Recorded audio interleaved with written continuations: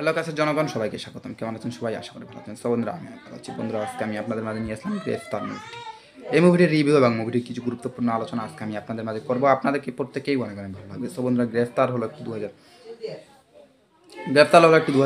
1985 সালে একটি বাংলা চলচ্চিত্র, আকর্ষণীয় চলচ্চিত্র ফিল্ম। এই মুভিটি গুরুত্বপূর্ণ কিছু আলোচনা আজকে আমি আপনাদের মাঝে নিয়ে আসলাম। আপনাদেরকে প্রত্যেকেই অনেক অনেক ভালো লাগবে। সো বন্ধুরা, আপনারা আশা করে বুঝতে পেরেছেন যে এই মুভির রিভিউ আজকে আমি আপনাদের মাঝে করবো। সো বন্ধুরা, ভিডিওটি না টেনে ভিডিওটি পুরোনো দেখতে থাকুন। ভিডিওটি কেটে কেটে কিংবা স্কিপ করে দেখবেন না। ভিডিওটি কেটে কেটে কিংবা স্কিপ করে দেখলে কী হবে, ভিডিওর আকারে সামনে পিছনে মাঝখানে সব কথা কী বলতেছি না বলতেছি আপনি কিছু বুঝতে পারবেন না। তা না করে আমার ভিডিওটি পুনরায় দেখতে থাকুন। এমন সাথে ভিডিওটি দেখার আগে আমার ছোট্ট একটি রিকোয়েস্ট, আমার চ্যানেলে একটি লাইক করবেন, পাশে সাবস্ক্রাইব নেয় বাটন আছে সেখানে সাবস্ক্রাইব করবেন, পাশে বেল আইকনটি বাজিয়ে দিবেন। সো বন্ধুরা, চলুন আজকে আপনাদেরকে দেখাই যে এই মুভিটির কিছু গুরুত্বপূর্ণ আলোচনা এবং আপনাদেরকে শোনাই এই মুভিটির কিছু গুরুত্বপূর্ণ আলোচনা। সো বন্ধুরা, আপনারা বুঝতে পারবেন যে এই মুভিটির কিছু গুরুত্বপূর্ণ আলোচনা আজকে আপনাদেরকে দেখাবো। সো বন্ধুরা, এই মুভিটিতে গ্রেফতার এই মুভিটি পটভূমি হয়েছে বন্ধুরা, যে এই মুভিটি কপিল কুমার খান, তেগ্গো কাপুন তার চরিত্রে দুর্গা নির্মিত একটি তাদের দুই ছেলের কারণে মাস্টার রবি এবং কিসের সত্যের একটি সুখী পরিবারের নিয়ে চলচ্চিত্র শুরু হয়।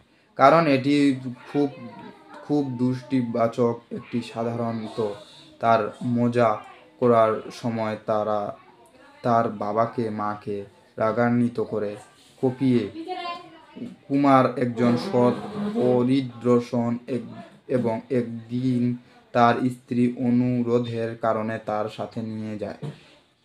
ইউটিউবে থাকাকালীন খান বিদ্যানাথ কাদের খান এর রঞ্জিতকে অধ্যক্ষ মালর রাখার জন্য গ্রেফতার করতে যায়।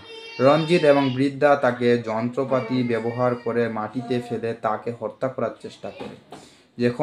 যখন করণ তার বাবাকে বাঁচানোর চেষ্টায় ভুল লিভার পেটে নেয়, তখন কপিয়ে খান্না নিয়ন্ত্রণ হয়। বিদ্যার কারণে তার বাবাকে হত্যা করার চেষ্টা করে।